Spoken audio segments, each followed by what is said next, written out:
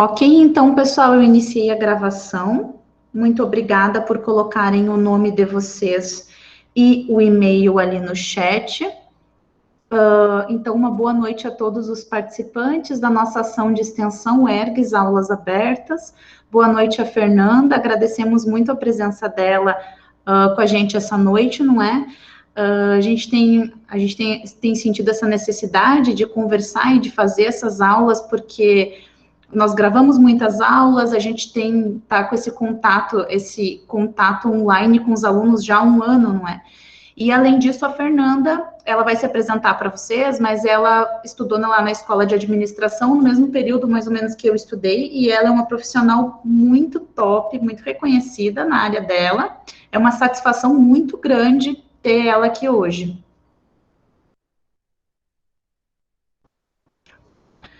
Então, eu já me apresentei da última vez, eu sou a professora Stephanie, sou professora do curso de Administração e de Agronomia da UERGS de Cachoeira do Sul, sou formada em Administração pela UERGS de Porto Alegre, de Sistemas e Serviços de Saúde, com Ciências Contábeis, mestrado na área de Sociologia Política e o doutorado lá na Gestão de Pessoas, a Carmen Grisse que me orientou lá, Fernanda. E eu tenho, na verdade, dois focos de estudo, que é gestão de pessoas e gestão pública. Gestão pública é uma das minhas paixões, por isso eu tenho lá o grupo de estudos, Democracia, Estado e Administração Pública, lá, aqui em Porto Alegre, junto com a URGS, e por isso a gente vai ter a semana de gestão pública. Se vocês quiserem, estão todos convidados. Daqui a um pouco a gente coloca uma das Stephanies coloca aí o link para vocês participarem. Tá bem? Eu lembro vocês que se puderem mantenham as câmeras ligadas para a gente ver a carinha de vocês. A professora sente saudades, não é? Lembrar que os certificados eles vão ser entregues, sim. Olha que gente lindinha, quanto tempo! Lembrar que os certificados eles vão ser enviados por e-mail no final do nosso evento, não é? E eu acho que é isso.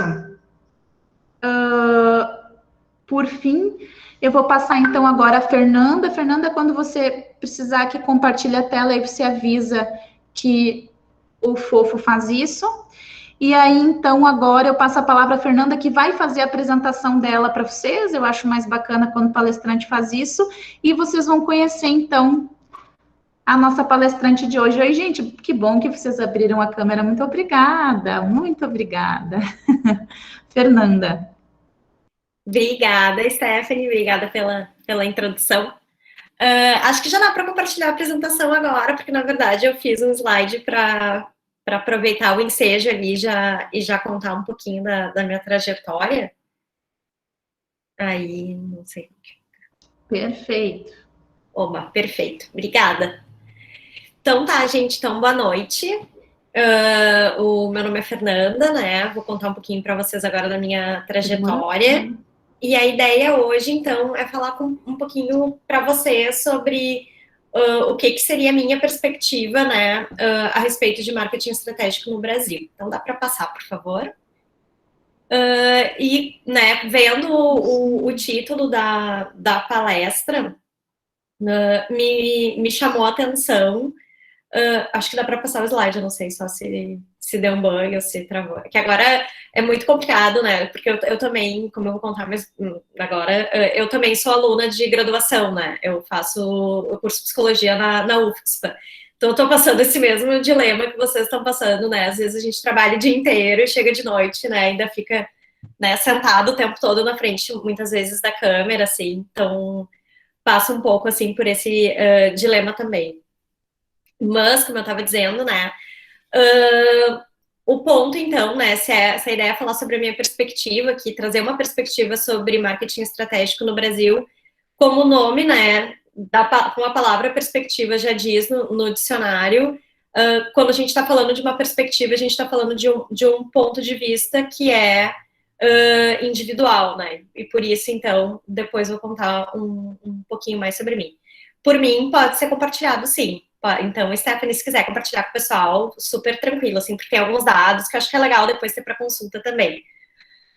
Então, né, o que agora a ideia aqui é dizer um pouco para vocês, né, que eu entendo desse momento pandêmico que a gente está vivendo de aula e como é diferente, né, falar sobre o que é a perspectiva de marketing estratégico hoje é diferente de se a gente estivesse falando a respeito disso antes da pandemia acontecer, né? Se a gente estivesse falando disso há 3 anos, provavelmente as coisas que eu falaria que seriam bastante diferentes, né? Acho que a pandemia, ela fez a gente ter que repensar algumas coisas, ela fez as empresas terem que repensar algumas coisas, e quando a sociedade mexe, o marketing tem que se mexer junto, né? Então, a disciplina também, ela acaba sofrendo os impactos, né, desse momento.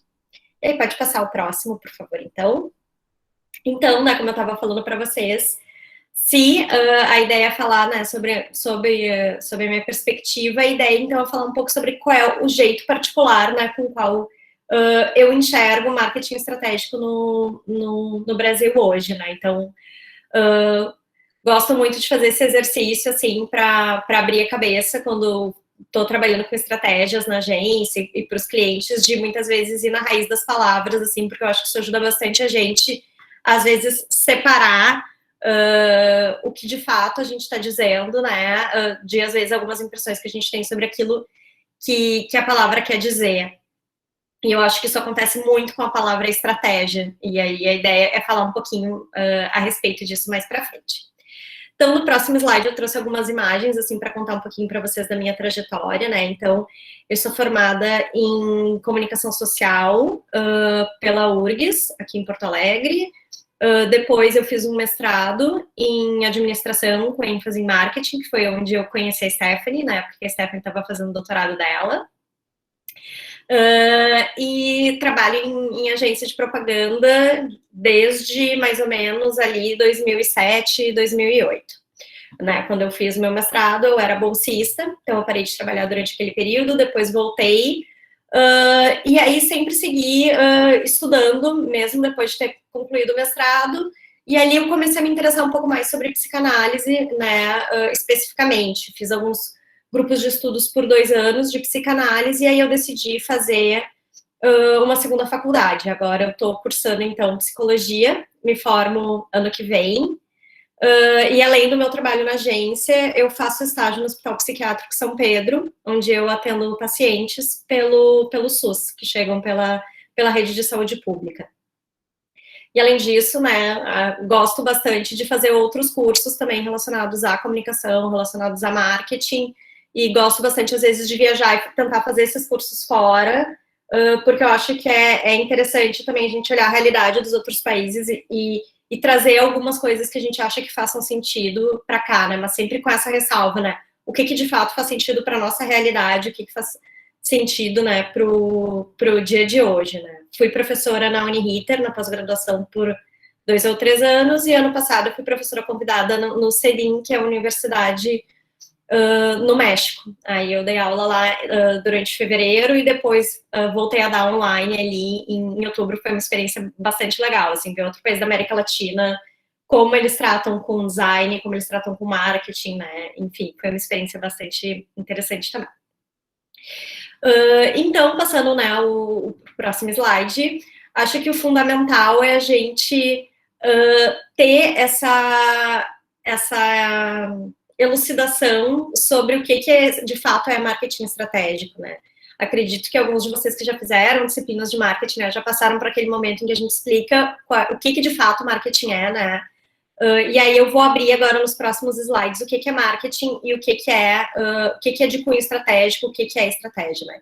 Então, no próximo slide, assim, eu já explico o que é marketing. Essa definição é a definição da American Marketing Association, né, que é a Associação dos Estados Unidos de Marketing, e essa é a definição que na academia se usa para o que é marketing, né? Então, nessa definição, a gente vê muito evidente os famosos 4Ps, né? Então, os 4Ps estão presentes aqui porque a gente está falando de marketing como atividade, conjuntos de instituições e processos para criar, para comunicar, entregar e trocar ofertas que tenham valor para as pessoas, né?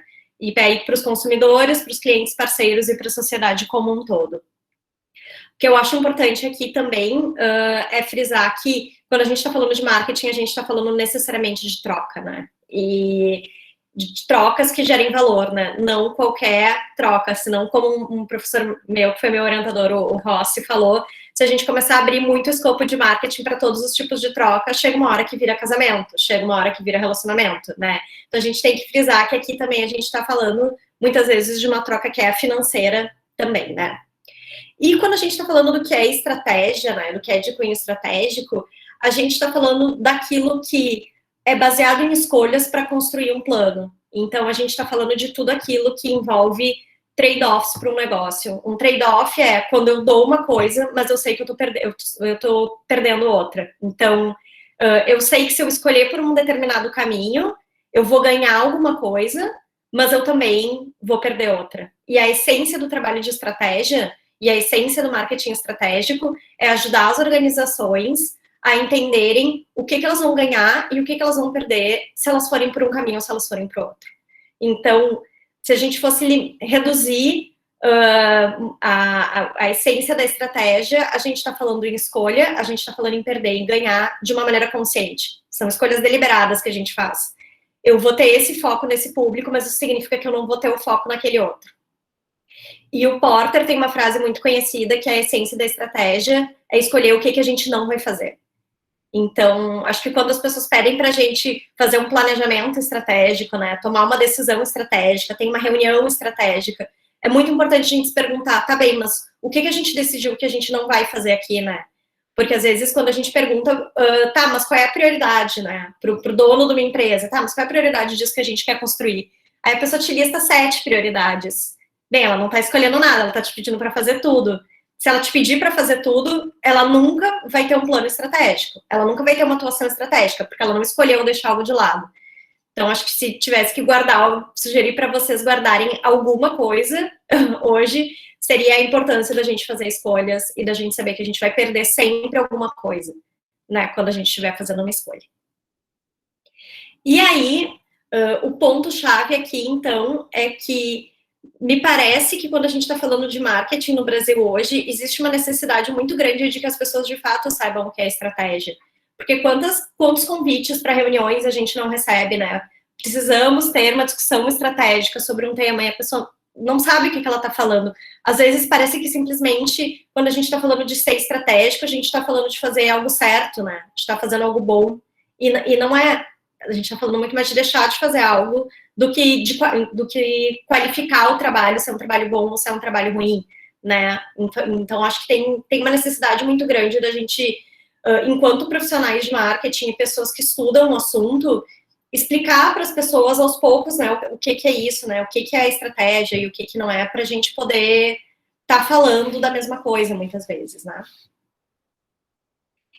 Então, né, frisando aqui, né, a essência do que é pensamento estratégico é escolha. E onde não tem escolha, o marketing estratégico ele se torna impossível. Então, se a gente não vai escolher, a gente não vai estar atuando de um jeito que seja estratégico. Então, acho que essa é um caminho bastante importante, assim, para a gente se dar conta, né. Um dos caminhos de estratégia mais comum que as empresas têm, como vocês sabem, é justamente a segmentação, por exemplo, né? Que é quando eu escolho que eu vou comunicar para um perfil de pessoas e vou fazer um produto para um perfil de pessoas e não vou fazer para outro, né? Então, quando a gente decide, talvez, que a gente vai fazer um determinado produto e vai botar um preço nele que vai ser não tão competitivo, mas vai ser um preço mais alto, eu sei que eu estou direcionando e eu estou fazendo uma escolha consciente de que talvez pessoas que tenham uma determinada renda não vão ter acesso àquele produto. E é importante isso ser frisado o tempo todo. O que tu perde, né? E o que tu ganha. E tu só vai ganhar de verdade se tu escolheu antes o que tu vai perder, né? Acho que a gente pode passar. Então, acho que a pergunta, né, sempre a gente está pronto para escolher, né? Será que esse trabalho que está chegando para mim agora, né? Será que nessa empresa que eu tô, as pessoas estão prontas para escolher e eu tô pronto para escolher, né? Acho que muitas vezes ser o porta-voz da cultura de marketing, muitas vezes, né, porque a gente sabe que o marketing é um processo, ele é uma disciplina, mas ele é um departamento, mas ele também é uma cultura que as organizações podem ter. Acho que quando a gente compra esse papel, tem um lado nosso, né, que as pessoas às vezes falam advogado do diabo, né, que faz aquela pergunta que ninguém quer fazer na sala, e às vezes o papel que a gente tem que fazer é esse, tá, o que nós vamos deixar de lado? O que tu tá pronto para escolher? Talvez a gente deva pensar mais sobre isso. Porque se a gente for para todos os lados, tu não vai construir nada, né? Tu vai ter um pouquinho em cada uma daquelas frentes nas quais tu decidiu atuar. Isso era um gif maravilhoso daquele filme, acho que é Diários de uma Paixão, o nome do filme. E aí era um gif maravilhoso do Ryan Gosling falando pra ela, e aí agora não tem animação, mas enfim, quem viu o filme deve lembrar da cena. E entenda, então, que o nosso papel enquanto profissional de marketing estratégico é apresentar esses trade-offs e apresentar quais são as implicações de escolhas para as organizações. E o único jeito com o qual a gente pode fazer isso é com informação. Então, se o meu chefe me perguntar, se um cliente da agência me perguntar por que a gente vai por um caminho e por que a gente não vai para outro, eu preciso poder argumentar para ele por que eu acredito que esse caminho é o melhor caminho. Mas eu só vou poder fazer isso de uma maneira que seja coerente se eu tiver dados para embasar. Porque não pode ser porque eu sinto que é assim, né? Tem uma piada na propaganda que é a única pessoa no mundo que ganhou dinheiro com feelings foi o Morris Albert. Morris Albert é um cantor de muitos, muitos anos atrás, e ele fez uma música chamada Feelings. E aí a gente fala isso, que tipo, cara, a única pessoa que ganhou dinheiro na vida achando alguma coisa e bancando isso foi o cara que compôs uma música com esse nome, porque, na verdade, se eu não tiver certeza do que eu tô fazendo, ou tiver minimamente embasado com dados, as chances das coisas darem errado são muito grandes, né? E a base, então, por isso, do nosso trabalho é o tempo todo estar lidando com informações e, em cima dessas informações, fazer essas escolhas que são conscientes, né? No próximo slide, eu trago uma imagem que vocês já devem ter visto algumas vezes, que é quando a The Economist, né, que é uma das maiores revistas, enfim, de atualidade de economia do mundo, ela faz uma capa falando que o recurso mais valioso do mundo hoje é informação, não é mais o petróleo. Porque se a gente for olhar as maiores companhias do mundo hoje, né? Se a gente for olhar Google, Facebook, Tesla, são companhias, Amazon, que conseguem construir o negócio delas muito mais baseado nos dados do que ela ter necessariamente propriedades físicas, né? Então, o que faz com que o Rappi também, por exemplo, né, que entrega coisas nas casas das pessoas, seja tão valioso, é o fato de que ele sabe o que eu compro no supermercado e ele pode vender isso para alguém em algum outro momento. Né? E o lugar da onde sai toda essa informação é justamente da gente, né? De nós, usuários. E aqui, obviamente, que a gente pode ver todos os dias é que essas companhias como o Google e Facebook, por exemplo, elas estão o tempo todo produzindo muita informação para tentar convencer as empresas e também, né, as agências de publicidade, de comunicação, que as plataformas delas são as melhores para uma marca anunciar e para uma marca estar presente e poder se comunicar com os seus consumidores, né, com aqueles possíveis clientes delas, né. Então, acho que aqui é um ponto bem importante da gente frisar, né, essa relação entre a quantidade de informação que a gente tem hoje e da onde essa informação sai, né, o fato de que ela sai da gente e ela custeia, né, as maiores companhias do mundo hoje, né, então por isso que isso é uma coisa tão importante. Mas eu acho que também tem uma questão aqui que é ter acesso à informação não significa que a gente está bem informado, né? Então, tem uma expressão agora que é infotoxicação, né? Que é quando a gente recebe tanta informação que chega uma hora que é quase como se eu tivesse intoxicado daquilo, porque aquilo não faz mais sentido. Então, não é porque a gente leu absolutamente tudo que tem para ser lido de notícias, zerou o feed do teu Instagram, zerou o feed do teu Facebook, que tu tá, de fato, bem informado, né? Porque tem muita informação nas redes, mas tem muita informação que é ruim, tem muita informação que ela não é embasada, que ela não é científica e ela é propagada como se fosse, né? Então, acho que é importante isso, né? Fazer essa distinção entre ter acesso às informações e saber ler as informações e saber contextualizar essas informações.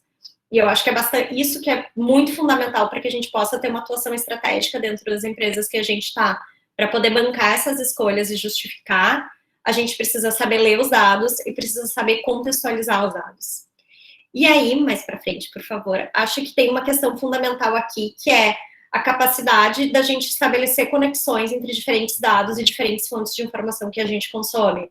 Então, a gente pode pensar, talvez, em usar desde dados instantâneos, como quando a gente acessa aquela ferramenta do Google, o Google Trends, e vê o quanto as pessoas estão buscando por BBB, ou buscando por algum determinado assunto específico, ou por algum produto específico. e saber ler que aquilo é uma oportunidade para o meu negócio, porque as pessoas estão interessadas no meu negócio, no produto ou no serviço que eu vendo.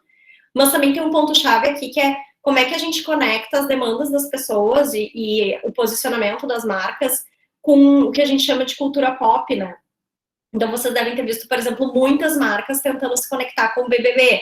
Algumas acertaram, algumas erraram, mas faz parte do jogo, porque a questão aqui é tentar fazer com que, de alguma maneira, a tua marca se alinhe com aquela conversa que já está quente no momento e ela ganhe, digamos assim, visibilidade e publicidade às custas disso. Mas acho que além de saber usar ferramentas que mostram os dados de maneira instantânea para a gente, né? Entender essa questão, né? Qual é a cultura que a gente vive hoje, né? Quais são os assuntos que as pessoas estão falando. Me parece que tem uma questão fundamental aí, que é saber como é que tudo isso se conecta com a academia e usar o saber da academia em prol das decisões que a gente toma todos os dias. Eu fico um pouco assustada, às vezes, quando eu observo como as pessoas podem, às vezes, tocar um trabalho do início ao fim e não terem pensado em ver em repositórios acadêmicos o que a academia fala a respeito daquele assunto. E me choca porque quando eu fui fazer o mestrado lá na Escola de Administração da URGS, uma das coisas que me chamou a atenção foi, nossa, tem matérias, aqui tem artigos que a gente está vendo, que estão sendo publicados, que eles estão nos ajudando a entender qual é o melhor lugar para uma marca anunciar o produto dela. E todos os dias essa decisão é tomada, essa mesma decisão, ela cai na mesa de milhares de pessoas ao redor do mundo. E eu gostaria muito de saber quantas foram ler um artigo publicado, científico, com rigor metodológico, que vai te ajudar a tomar aquela decisão. Muitas vezes as pessoas não consomem porque elas nem sabem que a academia está estudando esse tipo de coisa também. E ela está estudando sobre como é que as redes sociais, né, afetam as percepções que a pessoa tem de uma marca. Ela vai estar estudando o que faz com que uma pessoa esteja mais ou menos satisfeita enquanto cliente de uma marca. E talvez a gente não esteja olhando para isso. Então, eu acho que tem um convite, acho, que é quando a gente for tentar resolver, às vezes, algum problema de trabalho, dá uma olhada no Google acadêmico, sabe? Nas bases de dados, nos repositórios, porque é muito difícil a gente estar lidando com um problema que a academia nunca tenha nem olhado perto. Talvez ela não tenha respondido aquela questão exata, mas ela vai ter respondido algo muito perto e vai te ajudar a ter uma informação de muita qualidade para tu poder embasar aquela decisão, né, que a gente está tendo ali naquele momento. E nesse sentido, né, o lugar de onde eu falo, a perspectiva de onde eu falo é de uma pessoa que trabalha em agência. Eu nunca trabalhei em cliente, né? Minha atuação é como diretora de planejamento, diretora de estratégia na W3. E eu vejo que tem um papel específico, né, das agências quando a gente está falando no que é o marketing estratégico no Brasil, né? Acho que tem... Aí, pode passar mais um slide, por favor. Acho que tem uma questão que toca bastante, que é uma observação que a gente faz muitas vezes da terceirização do papel do departamento de marketing das empresas para as agências e para consultorias. Ou seja, tu tem uma empresa, em vez de tu ter um time forte de profissionais de marketing dentro da tua empresa, tu opta por enxugar aquele time, ter poucas pessoas e contratar uma agência e terceirizar muitas vezes algumas decisões que poderiam ser tomadas dentro da tua empresa, tu repassa ela para a agência, né? Porque, em teoria, talvez tenha um custo menor. Mas acho que esse é um ponto de cuidado que a gente tem que ter, né? Porque aí, aquele conhecimento que está sendo gerado, ele está sendo gerado na agência, ele não está sendo gerado dentro da empresa, né? E outra coisa que a gente tem que pensar é até que ponto nas agências, tu vai ter um profissional que, de fato, está 100% dedicado, pensando só a respeito da tua empresa e só a respeito do teu negócio. Ao passo que, se a gente estiver dentro de uma empresa e tu tiver um time forte de profissionais de marketing, tu vai ter uma interface muito mais fortalecida com a agência, porque tu vai ter profissionais que entendem muito do teu negócio e daquilo que tu faz, e vão poder avaliar o trabalho da agência com um grau de senioridade maior. Então, isso também acho que é uma coisa que a gente observa em vários lugares e não necessariamente isso é bom para a disciplina de marketing, me parece, né? E acho que tem uma diferença, assim, se a gente vai olhar, comparar contextos, assim, de profissionais de marketing de outros lugares do mundo com o Brasil, assim. Aqui, a minha ideia é fazer uma pequena comparação, assim, com os profissionais dos Estados Unidos, né? Estados Unidos é um pouco injusto, eu sei, porque é onde a disciplina de marketing surge, né? Ela surge nos Estados Unidos, muito próxima da logística. E lá a gente vê que os profissionais de marketing são pessoas que têm uma bagagem onde a academia de marketing parece ser mais levada a sério. Então, a gente tem na agência clientes que são dos Estados Unidos, e é muito impressionante a diferença de uma reunião com a média dos profissionais de marketing do Brasil com os profissionais que a gente tem interface lá. E muito dessa diferença está em entender o que é estratégia. Então, são os clientes que vão te perguntar, tu como profissional de estratégia que está nesse mercado, qual tu acha que são as implicações dessa decisão que tu está me sugerindo tomar? Então, eles vão te perguntar isso diretamente, vão pedir dado para embasar. E tem um conhecimento ali também de literatura sobre marketing, sobre construção de marca. Então, são clientes que eles vão te recomendar um livro, eles vão citar um autor no meio de uma conversa. Ao passo de que no Brasil, me parece que muitas vezes a discussão, ela fica muito mais em gosto pessoal, e muitas vezes aquilo que um determinado gestor acredita, sem se saber se necessariamente aquilo tem um embasamento ou não, ou é uma questão pessoal mesmo, do que em dado mesmo, assim, de estratégia de marketing. Não estou falando de dado do negócio. As empresas, elas entendem muito do negócio delas, elas sabem o dado do negócio delas, mas eu me refiro aqui à disciplina de marketing mesmo e aos avanços que já foram feitos e que permitem que a gente corte caminhos, né? Então, eu vejo uma diferença, assim. E aí, passando o próximo slide, por favor. Pensando, né, mas eu fiquei pensando, escrevendo, né, a apresentação e pensando no que falar aqui, sobre o que a gente poderia fazer para mudar um pouco esse cenário, né, talvez para poder se aproximar um pouco mais desse cenário que a gente observa lá. E me parece que tem 4 coisas que são muito chaves para isso, assim. Acho que a primeira é a leitura.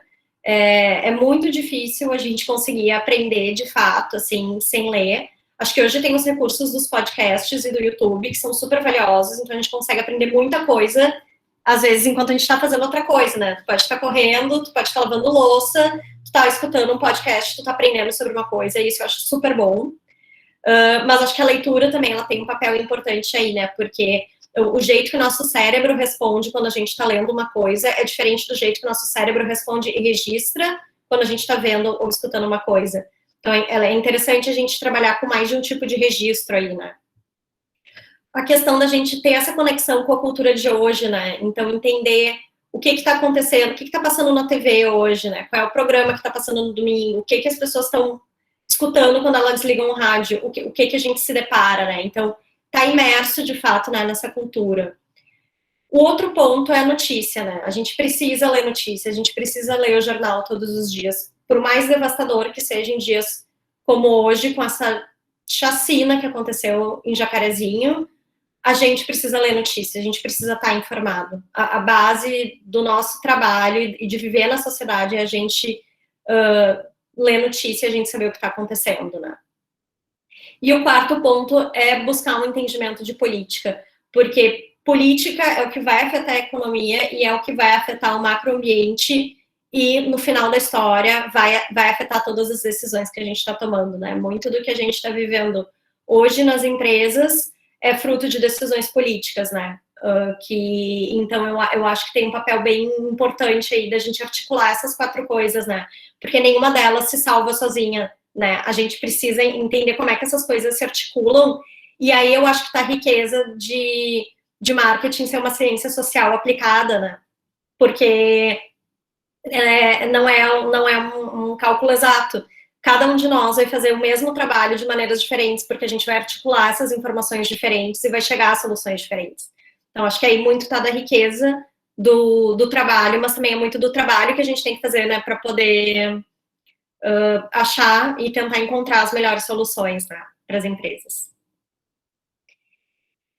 E acho que tem um ponto fundamental aí também, que é a gente entender que muitas vezes a polarização que acontece hoje, ela não pode prejudicar o acesso que a gente tem à informação, né? Então, quando eu estou falando de a necessidade da gente questionar de onde vem a informação e como a informação foi obtida, Aí eu tô falando de notícia, eu tô falando daquele link que nos mandam no WhatsApp, eu tô falando do reporte que o Facebook publica e que o Google publica, porque se a gente for ver o jeito que eles perguntam as coisas, é óbvio que alguns números vão pender muito mais para favorecê-los, né, do que para favorecer outros meios de comunicação. Quando a gente recebe uma pesquisa, seja uma pesquisa acadêmica ou seja uma pesquisa que a gente encomendou para um determinado cliente, se perguntar de onde vem essa informação e como é que ela foi obtida, qual foram as perguntas que foram feitas, qual foi o método de pesquisa, qual foi o questionário, porque às vezes tu te dá conta que tem pesquisas que elas só poderiam chegar no resultado que elas chegaram, isso não significa que é um recorte da realidade forte o suficiente para a gente se embasar para tomar uma decisão.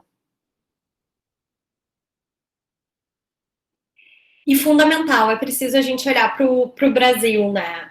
Porque muitas das informações que a gente vê, que a gente consome, elas são, principalmente quando a gente está falando de tendências, né? Tendência de comportamento, tendência de comunicação, são informações que elas vêm de fora, e não necessariamente isso é válido para o contexto que a gente está e para o país que a gente vive, né?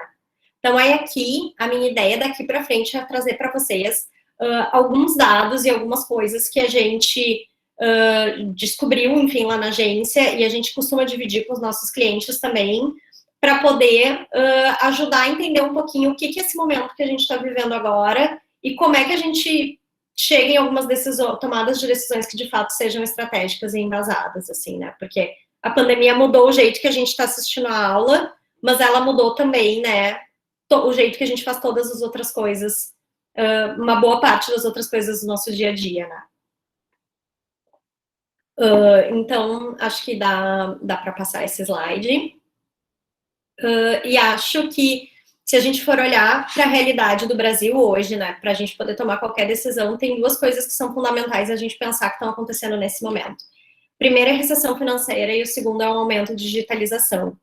Quando a gente está falando de recessão financeira, pode passar para o próximo slide, por favor. Eu trago alguns dados para mostrar o tamanho do buraco, né, que a gente está. Pode passar, por favor. A gente está falando de um país em que as pessoas são extremamente pessimistas, né? Então, 4 em cada 10 brasileiros estão pessimistas e acreditam que a situação econômica do Brasil vai piorar. E a gente está num cenário em que 40 milhões de brasileiros querem trabalhar, mas eles não conseguem, segundo o IBGE. Esse dado de 40 milhões é mais importante do que os 12,9 milhões de desempregados que a gente vê ali. E aí aqui eu vou dar um exemplo dessa questão de questionar como é que a pergunta foi feita. Porque os 40 milhões de brasileiros que querem trabalhar, mas não conseguem, essa pergunta, onde eles chegam nesse dado, que é muito maior do que o dos 12,9 milhões, essa é a pergunta que ela vai englobar aquela pessoa que talvez desistiu de procurar o trabalho, mas isso não significa que ela não quer um trabalho, ela talvez só esteja exausta de buscar um trabalho e não conseguir. Então, esse dado, ele é mais fidedigno do que o outro. Então, esse tipo de coisa que é importante a gente dar uma escarafunchada, assim, às vezes, nas pesquisas para tentar obter uma visão que seja um pouco mais coerente com a realidade, assim. E no próximo slide, a gente vê essa situação do desemprego que ele chega ao recorde, né, em 19 estados e no Distrito Federal, né. E aí, obviamente, a gente tem um recorte que a gente não pode se furtar de falar sobre e levar essa visão também para dentro das empresas, né. Porque lembrem que quando a gente está falando do papel de marketing, da disciplina de marketing, a gente está falando de trocas que precisam ser positivas para as empresas, mas que precisam ser positivas para a sociedade em geral.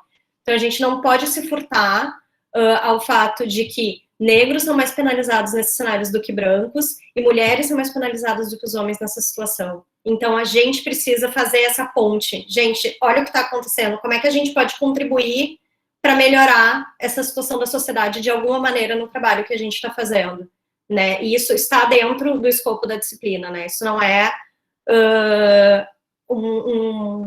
não é algo que esteja fora do trabalho, né? Se a gente vai na academia mesmo e ver qual é o nosso papel, né? Esse é um dos nossos papéis enquanto profissional de marketing. Então, aqui mais uns dados só para reforçar isso, né? Como é que a pandemia ela atinge o Brasil especificamente? Ela pega um recorte racial específico no Brasil, né? E ela pega uma população que não tem histórico de reserva financeira, né? O brasileiro, ele não tem o hábito de guardar dinheiro. Poucas pessoas costumam poupar. E aí o que acontece quando a pandemia chega no Brasil, diferente de outros países em que as pessoas têm um lastro, elas guardam dinheiro, ela é devastadora, porque as pessoas não têm reserva, as pessoas não têm dinheiro guardado. Então a recessão, ela entra com tudo. E ela entra com tudo, né, especialmente, né, nesse recorte, né, de famílias negras e famílias pretas e pardas. Pode passar, por favor.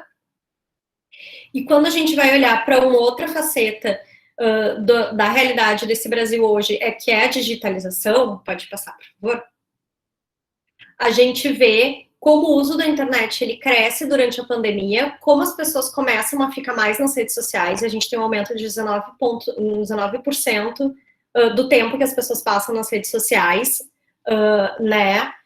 E o aumento de tráfego de dados, ele aumenta massivamente, e inclusive o consumo de notícias nos meios digitais. Então, aquilo que estava para acontecer no Brasil há mais tempo, das pessoas se digitalizarem efetivamente, a pandemia, ela deu um empurrão. E as pessoas que tiveram condições, elas realmente, né, se digitalizaram muito mais. Pode passar, por favor. E aí, o que isso faz? Traz um empurrão para os idosos, né? Então, os idosos, eles começam a se adaptar às novas tecnologias durante o isolamento social, né? Acho que muitos de vocês também devem ter, muitas vezes, ajudado pai, mãe, avó a aprender a mexer em celular, como é que entra no Facebook, mas eu recebi isso aqui, como é que eu recebi isso, não conheço essa pessoa, né? Então, todas as vezes que eu vou visitar os meus pais, eu brinco que eu sou meio assistente técnica deles ali, né? Eu chego ali, na real tá cada um com o celular na mão, já cheio de pergunta para me fazer, porque eles querem aprender a navegar melhor nessas tecnologias, né? E isso ajuda eles a lidar com esse isolamento, né? Então, muitos momentos, Dia das Mães agora, por exemplo, muitas pessoas, a gente só vai ver a mãe e o pai ali, né, por meio da tela. Então, isso também gera um impacto cultural bastante importante, né? Essas pessoas, elas estão tendo acesso a outras coisas, elas estão começando a enxergar o mundo de outras maneiras por meio do digital. E o que a gente vê é que quando juntam esses dois aspectos, as pessoas com menos dinheiro e as pessoas tendo mais acesso à digitalização, a forma com que elas consomem também muda. Aí aqui eu vou trazer alguns dados específicos, assim, de algumas coisas que a gente observa que mudaram no jeito que as pessoas consomem. Pode passar, por favor? Então, a gente vê que a gente teve um número de 6 milhões de pessoas comprando online pela primeira vez, né, no ano passado. 90% das pessoas que são internautas, ou seja, que acessam a internet pelo menos uma vez a cada 3 meses, compraram online, né? E 37% das pessoas disseram que estavam comprando online mais hoje do que durante a pandemia. Antes da pandemia, perdão. Então, a gente vê que, de fato, muda muito onde a gente vai comprar e muda também o que a gente vai comprar, né? Então, pode passar, por favor. Então, o que faz a gente comprar online, né? Praticidade, a questão do frete grátis, o valor justo e a gente ter acesso a coisas que a gente não teria de outra maneira, né? Então, aquela loja que não tem na cidade que tu mora, tu pode comprar online e tu vai receber ela da mesma maneira que uma pessoa que mora em São Paulo e que tem aquela loja na sua cidade. Então, esses são os principais drivers que fazem com que as pessoas mudassem completamente o jeito de consumir durante a pandemia, né? Pode passar. E aí, aqui tem uma questão muito importante para a gente pensar estrategicamente, né? Que é a mudança do cenário, do mapa concorrencial das marcas, né? Então, muitas empresas que se antes a gente estivesse trabalhando nessas empresas e pensassem quem são os meus concorrentes, tu ia talvez listar 4 empresas que são da mesma cidade que tu, quando tu começa a ter um cenário que o consumidor está digitalizado e está começando a comprar muito mais online do que ele comprava antes, tu começa a ter como concorrente, muitas vezes, a Magazine Luiza, tu começa a ter como concorrente as lojas americanas, e tu é uma cidade, tu é uma loja, um comércio de uma cidade do interior do Rio Grande do Sul. Mas isso muda porque a pessoa começou a ter acesso. Então, é míope, né? Essa é uma expressão que se usa bastante em marketing, né? A miopia em marketing, que é quando a gente muitas vezes não se dá conta do qual é o papel, digamos, que a tua empresa tem enquanto empresa, né? Confunde, enfim, o que tu oferece para o consumidor com o produto que tu faz. Então, é um termo que se usa bastante. E hoje, uma miopia que a gente pode ter é não entender que o meu cenário concorrencial mudou e que eu tenho outros competidores, além daqueles que eu achava que eu tinha antes, né? A gente pode passar, por favor. Então, aqui é um exemplo mais simples, assim. A Amazon, Uber, Magalu, Americanas, até o Iguatemi entrou em toda a frente agora de marketplaces. E todos esses players, eles começaram, além de começar a investir muito mais em comunicação e infraestrutura, eles começaram a expandir o mix de produtos que eles têm. Então, hoje a gente pode comprar Veja, produto de limpeza nas Americanas, na Amazon, e receber no mesmo dia. E antes isso não acontecia.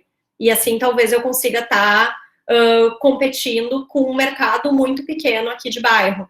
Então, o que antes a gente tinha como grande só compete com grande, isso deixa de valer, porque a minha mãe agora, ela pode comprar nas lojas Americanas, em vez de ir na fruteira que tem perto da casa dela, comprar uma determinada coisa que ela queira. Então, muda o jeito, muda a ótica pela qual a gente pensa. Pode passar, por favor.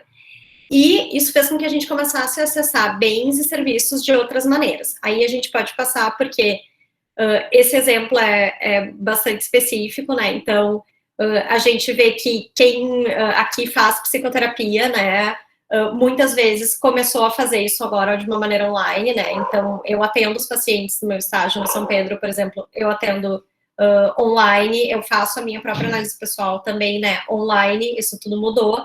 E já se questiona em alguns lugares do mundo até que ponto isso não vai ser uma coisa que vai ficar. As pessoas não vão, de fato, começar a preferir fazer terapia, ser atendido por médico, sem precisar ir no consultório, né? Porque muitas vezes tu vai sair do teu trabalho, tu vai no médico, o médico demora 45 minutos para te atender, aí te atende, aí tu volta, aí tu perdeu, né, uma manhã inteira numa coisa que talvez tu pudesse resolver por uma consulta de telemedicina. Então, tem muitas coisas que mudaram com a pandemia e talvez a gente passe a incorporar e queira que essas mudanças fiquem com a gente, porque a gente vê valor nelas, né? Lembrando, se a gente está falando de marketing, a gente está falando de gerar valor. Se isso gerou mais valor, o teu cliente ele vai querer ficar com isso, né? Pode passar, por favor.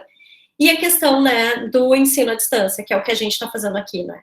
Então, ele cresce, ele se consolida, e num país com as desigualdades que a gente tem, a gente sabe que isso não acontece de uma maneira, não é isso que vai acontecer de uma maneira igualitária, né? As pessoas têm dificuldade para processar, as pessoas têm dificuldade de conexão, não é todo aluno que consegue acompanhar, não é todo aluno que vai ter um espaço em casa onde ele possa se isolar e assistir aquela aula do mesmo jeito que talvez ele estaria assistindo dentro da sala de aula, com todo mundo ali, né, focado naquele determinado assunto. Então, pode passar, por favor.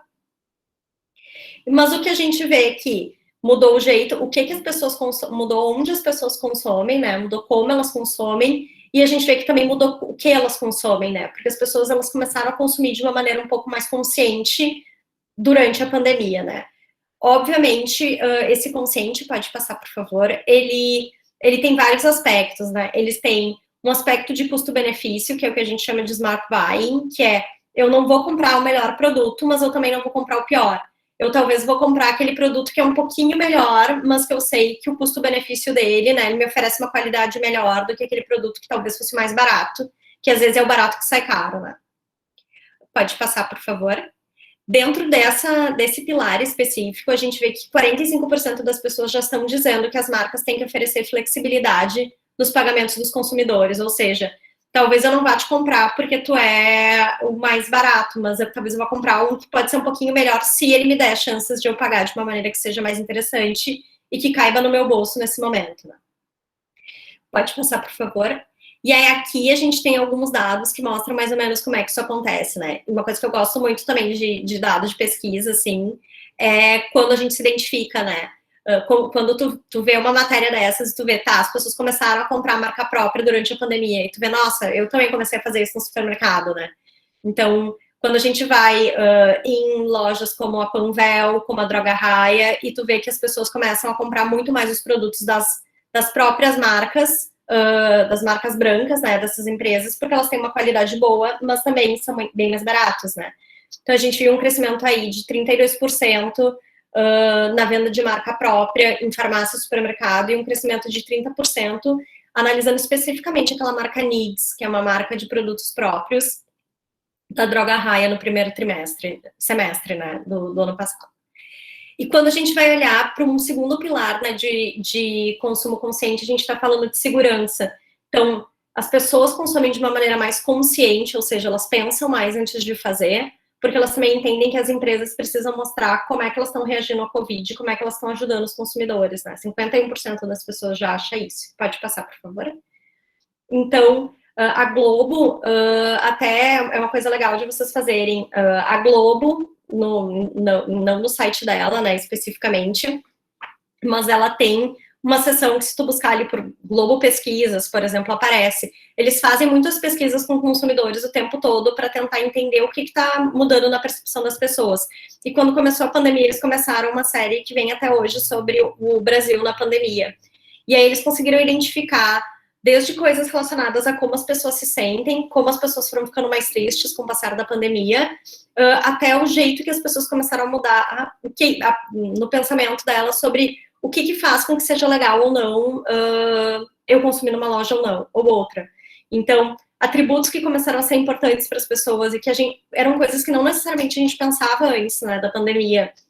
Esse lugar tem poucas pessoas, ele é perto da minha casa, ele tem preços acessíveis, ele está cumprindo as medidas sanitárias de uso de máscara, de uso de luva, ele não tem fila para entrar.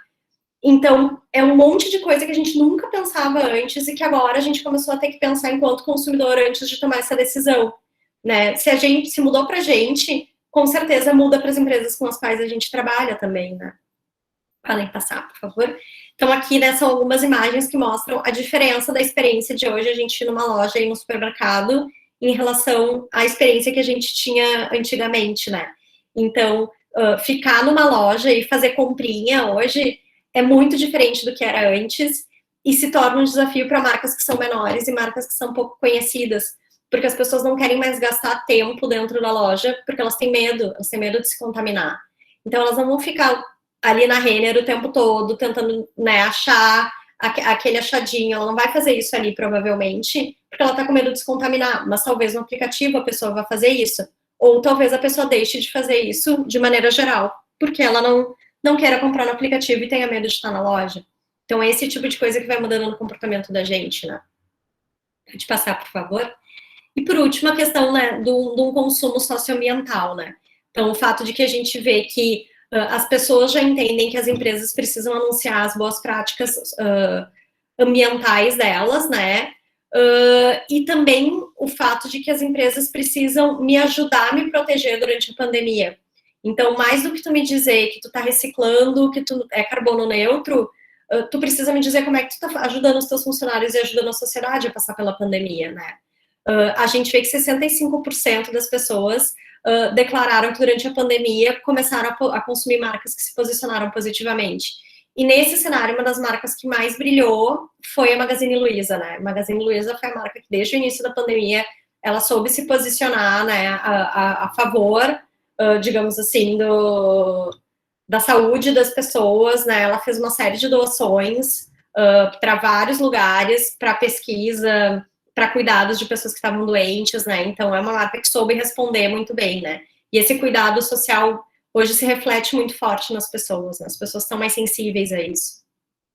Pode passar, por favor. Então, o que a gente vê é que as marcas estão tendo comprometimento com o propósito delas testado, né? Então, tu dizia que tu te importava com a sociedade, que tu te importava com as pessoas, que legal. Agora, nesse momento de crise, que a gente vai ver se tu te importa mesmo, ou se era só discurso. As pessoas estão mais atentas a isso, ou que é só discurso, ou que de fato é prática da marca, né? Pode passar, por favor. E aí o que a gente vê também é que quem cresce nesse cenário é o consumo local e o consumo do pequeno, né? Então, é a compra do mercadinho, é a compra do varejo de bairro, surgem aplicativos para isso, né? Então, tem esse aplicativo que é o Compre Local, tem o Meu Vizinho, que aí tu descobre pessoas que moram perto de ti, que costuram, que vendem algum determinado produto, tu pode consumir dessas pessoas.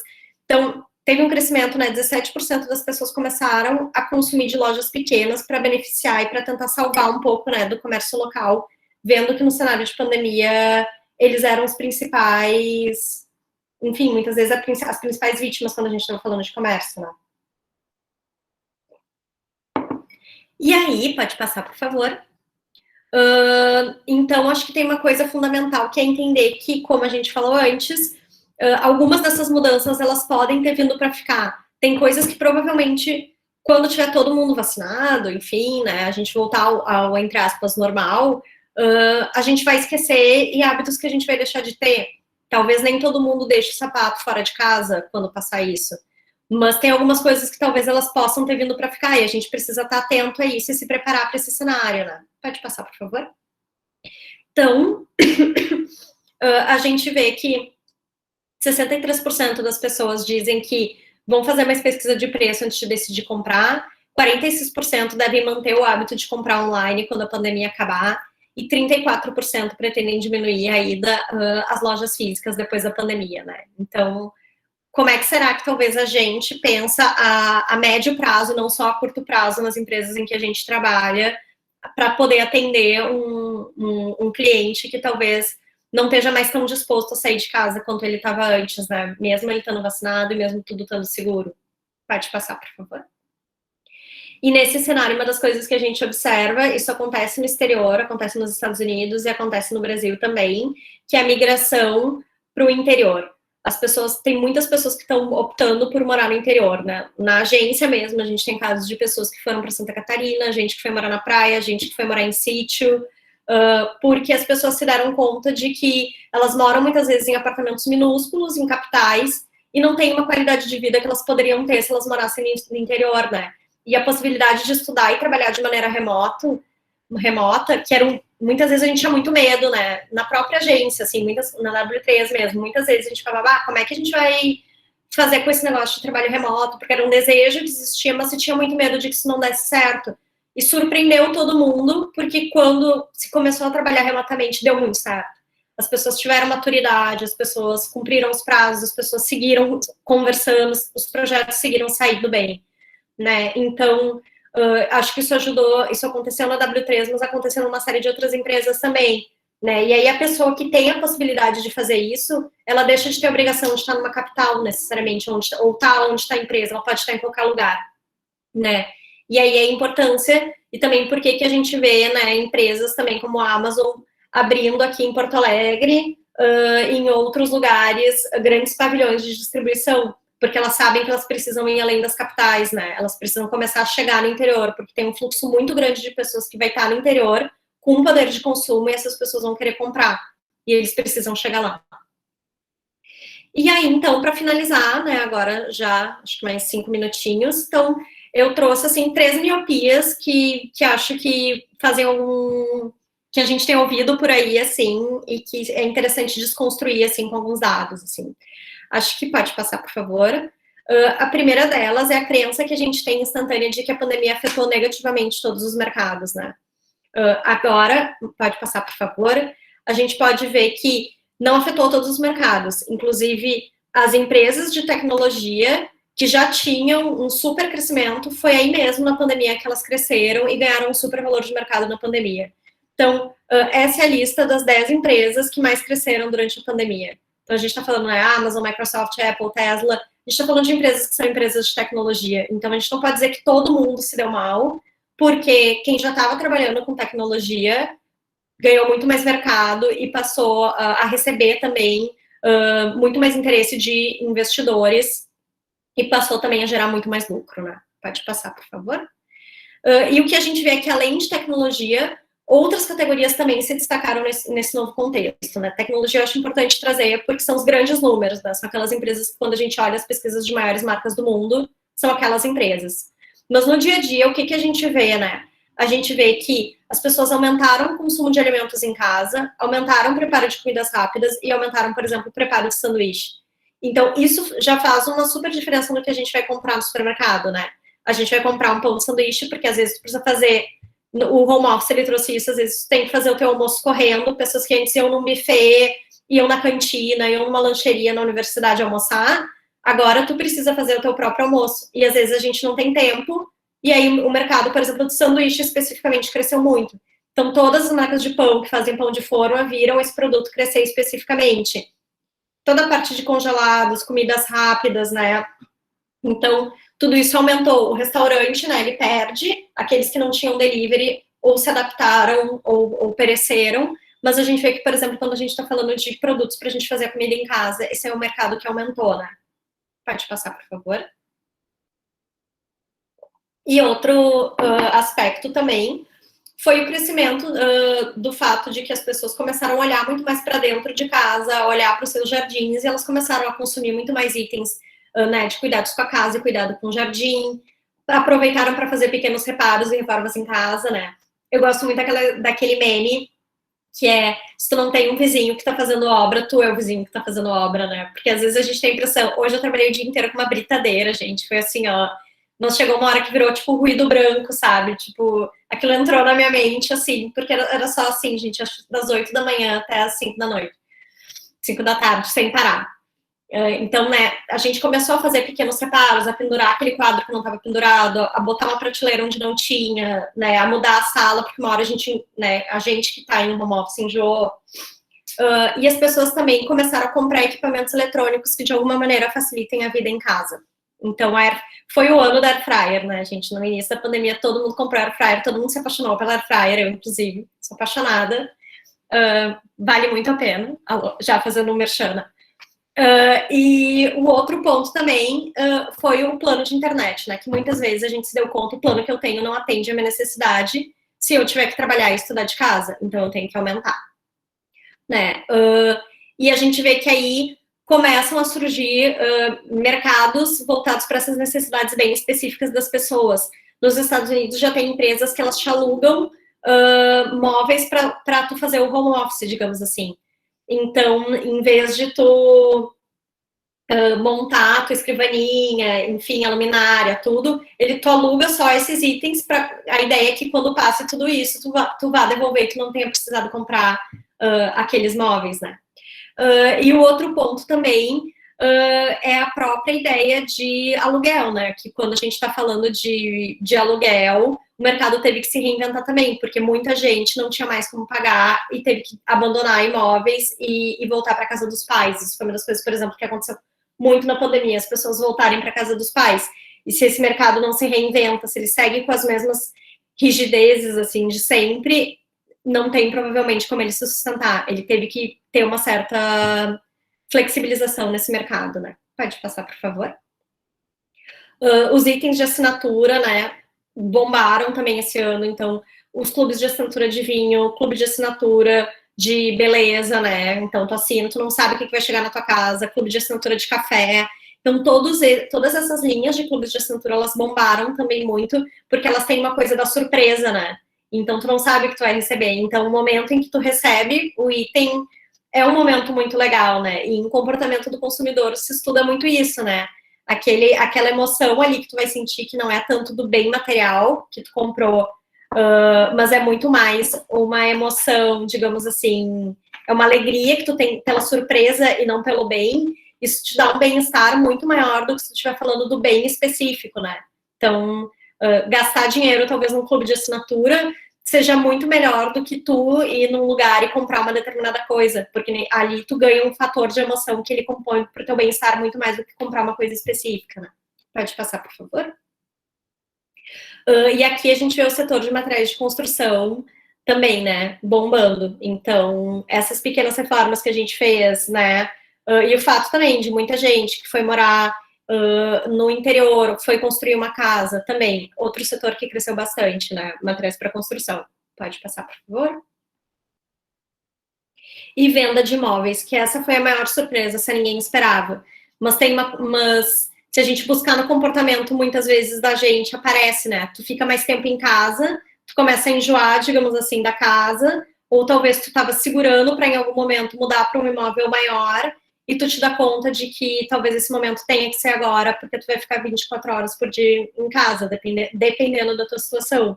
E aí, muitas pessoas que estavam esperando outro momento para comprar, elas resolvem investir e mudar de casa naquele momento, né? Então, essa foi uma outra surpresa da pandemia e que também afetou bastante o mercado. Pode passar, por favor. E o segundo ponto, que eu acho que é uma miopia que a gente tem que desconstruir, eu falo a gente, mas eu falei muito de home office durante essa conversa, porque é a minha realidade, né? Eu faço hoje tudo home office. Mas tem uma miopia que a gente precisa desconstruir, que é a ideia de que o consumidor está em home office. E isso a gente escuta muito dos clientes, não sei o que, porque agora que o pessoal está home office. Mas aí depende. e aí eu vou passar um dado aqui, pode passar, por favor, que eu acho ele bastante impactante e eu gosto muito desse dado, que é em julho do ano passado, ou seja, a gente estava ali, né, auge do auge, só 10% da população ocupada do Brasil estava em home office. É muito pouco. De 10 brasileiros, só um tá podendo ficar em casa, os outros 9 não estão podendo. Então, quando uma marca te diz, não, mas agora tá todo mundo em casa, tá, mas é para quem tu quer vender?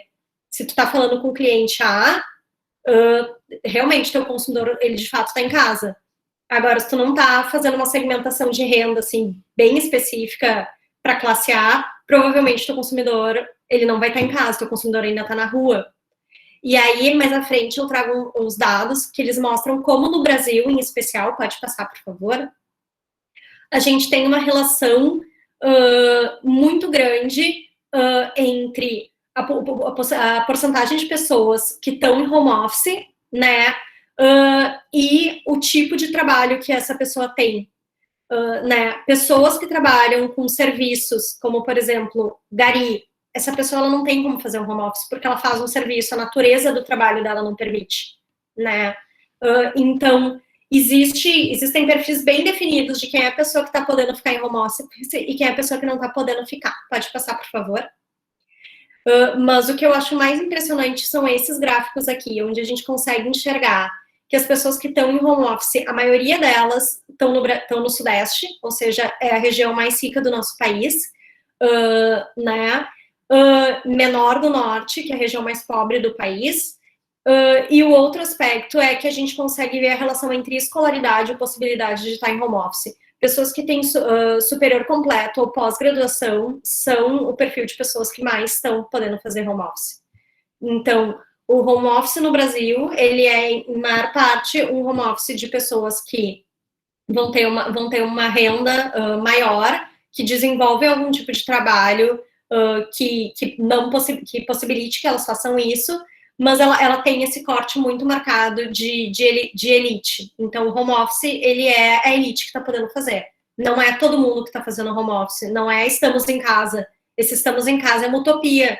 O motorista de ônibus, ele tá na rua, o gari, ele tá na rua, a caixa do supermercado, a caixa da farmácia, essas pessoas, elas seguem na rua. Então, acho que a gente tem que brigar muito com essas verdades de tá todo mundo em casa, não tá todo mundo em casa. Quem tá em casa é a elite. O trabalhador brasileiro, ele não tá em casa. Pode passar, por favor. E a última coisa é o fato, né, de que as pessoas estão o tempo todo falando de que a gente precisa se preparar para um novo normal a longo prazo. Mas o que seria esse novo normal a longo prazo, né? Então, isso é uma coisa que desde o início da pandemia as pessoas começaram com essa história do que o novo normal. Aí você vai perguntar o que é o novo normal, ninguém sabe te dizer o que é o novo normal. Por quê? Porque a gente não tem como prever. Pode passar o slide, por favor. Porque o que está acontecendo hoje é que a gente está lidando com uma situação tão atípica que tu não tem nem literatura acadêmica na psicologia e na medicina para lidar com isso. Então, imagina, sabe, o que as crianças estão passando agora, o que a gente está passando agora por estar em casa e por não estar vendo as pessoas, quem pode estar em casa. A gente não tem nem régua para medir o impacto disso no psiquismo das pessoas, porque é uma situação como essa nunca aconteceu. Então, tu não tem conhecimento desenvolvido a respeito. A gente não sabe o impacto que vai ter nessas crianças que estão esse tempo todo sem ir na escola. A gente não sabe o impacto que vai ter. A gente não tem estudo para isso.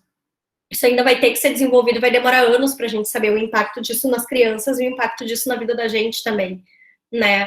Então, nesse sentido, me parece que o único normal possível da gente assumir é que a gente não sabe, porque se a gente ficar querendo afirmar que a gente sabe o que vai acontecer, a chance da gente estar errado é muito grande, porque se a gente já estava muito errado antes da pandemia acontecer, fazendo um monte de planos, e foi lá a pandemia mostrou que a gente não tinha o controle das coisas, agora a gente pelo menos já entendeu que a gente não tem o controle, então a gente não vai incorrer de novo nesse mesmo risco, nesse mesmo erro, de achar que a gente tem controle, que a gente sabe como as coisas vão estar daqui a 1 ano, daqui a 2 anos, né?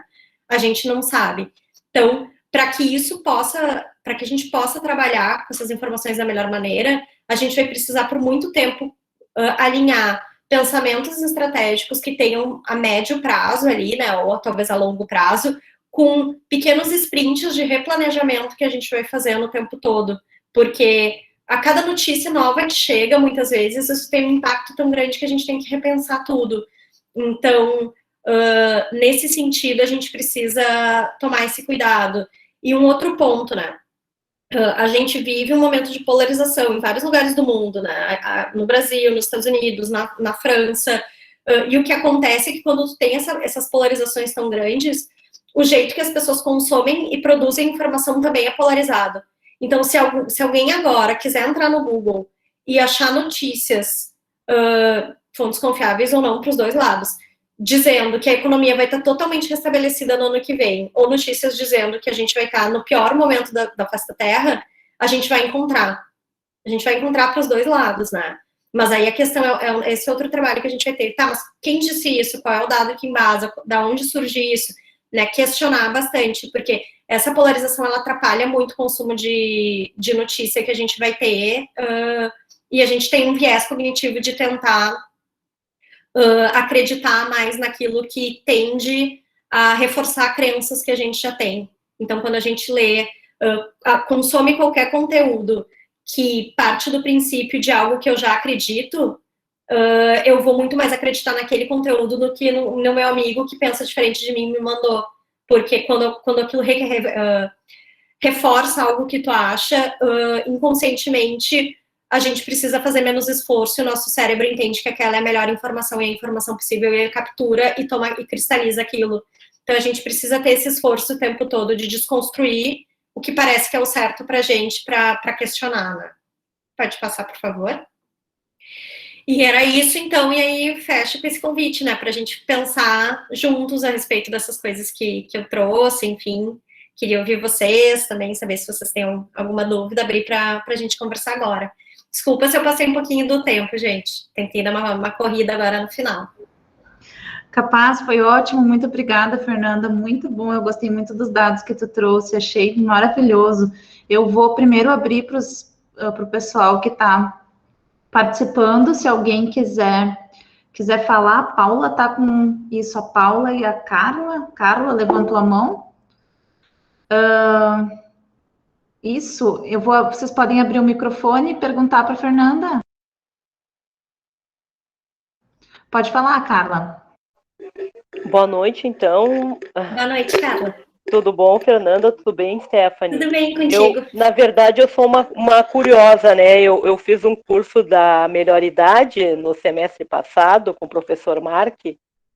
E aí, volte e meia, eu recebo os convites no e-mail, né? Ou ele coloca no grupo que vai ter alguma palestra, então alguma coisa que me chama a atenção, eu assisto, né? Participo. Então, eu sou assistente social de formação, né? Eu gostei muito, assim, da palestra da Fernanda e me chamou muito a atenção de tu trazer o recorte racial, né, para o tema, porque é um tema que fica, às vezes, de fora, né? E como hoje a gente tem uma população de 54%, eu nem sei se é 54%, se já está em 56%, né, de pessoas consideradas negras no país, e a gente tem um racismo estrutural no país, né? E que por muito pouco tempo as empresas não olhavam para essa população e não tinham nem produtos para pessoas negras, né? Hoje a gente vê muito empresas, principalmente produtos de beleza, para a questão de pessoas negras com relação ao cabelo afro, o cuidado com o cabelo, né?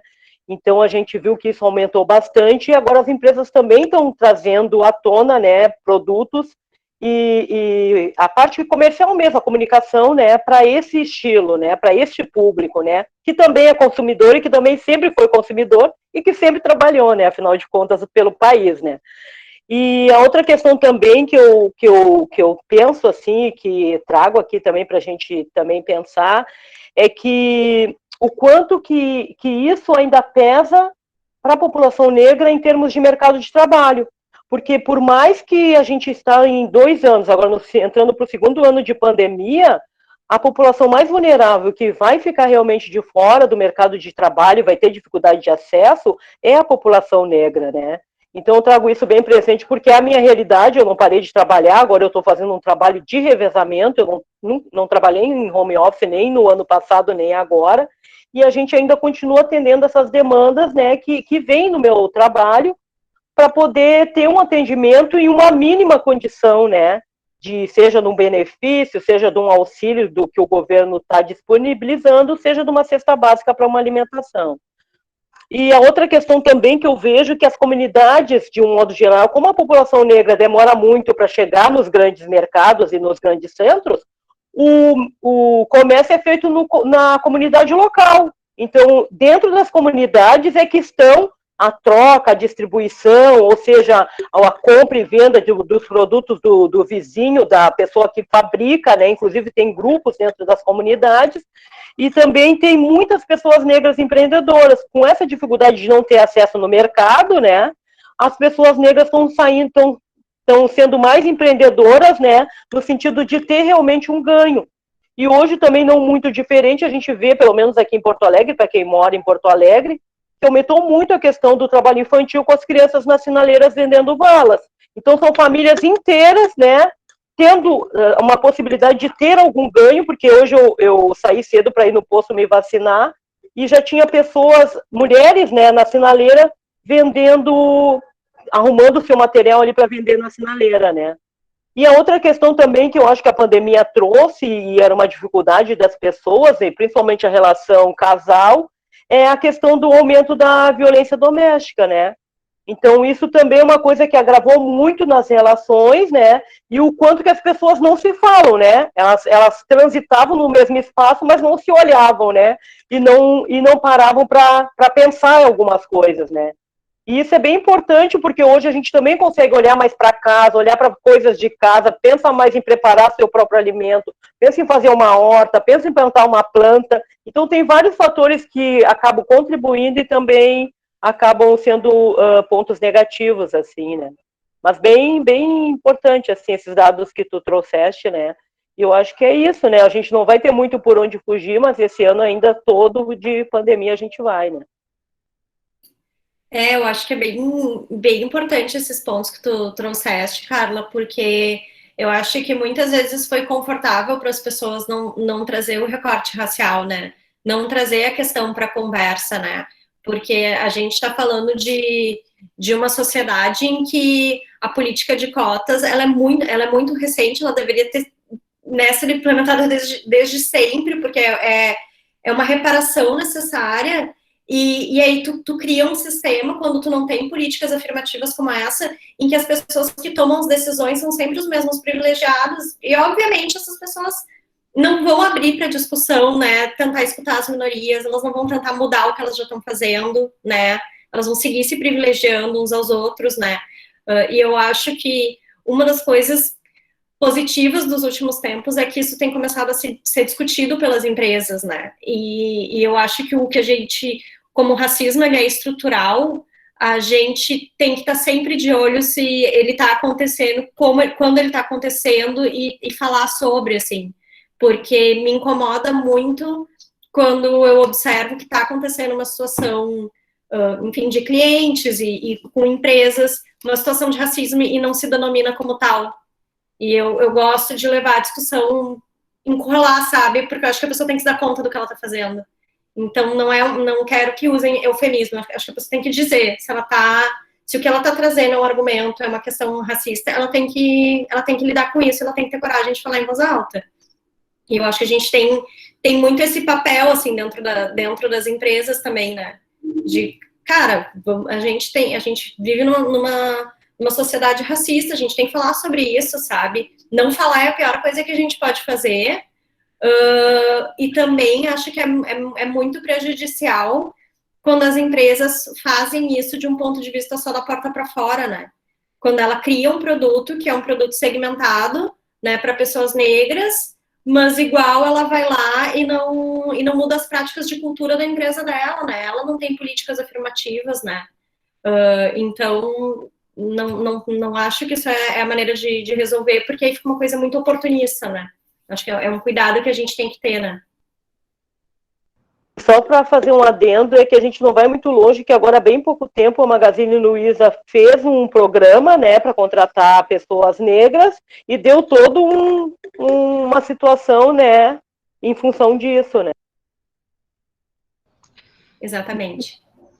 A Geisa levantou a mão e alguns alunos escreveram ali no chat Eu vou ler alguns.